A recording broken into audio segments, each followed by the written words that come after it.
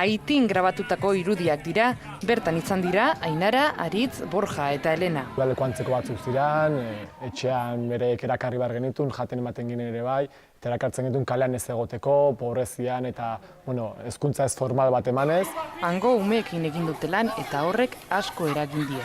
Aurretik genekan irudia zen terremotoa, inundazioa, kolera, gaixotasunak, gosea, azkenan dena oso negatiboa zen, eta bertara jun eta ikusi dugu dauzkala gauza positibo asko.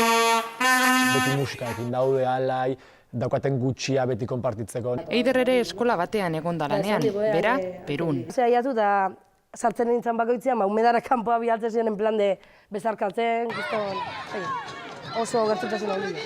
3 hilabete eman dituzte kooperante bezala, etxera bueltatu berri dira eta orain esperientziak partekatzeko unea da. 20 eta 30 urte bitarteko 84 gazte dira guztira, ez dute inoiz zahaztuko, uda honetan bizi izan dutena. Hezkuntza sailburuari kontatu diote gaur, baten batek lana aurkitu duela ere bai. 6 hilabeteko lan eskaintza, luzatu daiteke urte betera, eta otsailean bueltatzen naiz. Oraingoz behintzat otsailean berriro Limara. Badu beraz, bueltatzeko aitzakia beste guztiek ere, hain unkituta geratu dira, bueltatuko direla diote.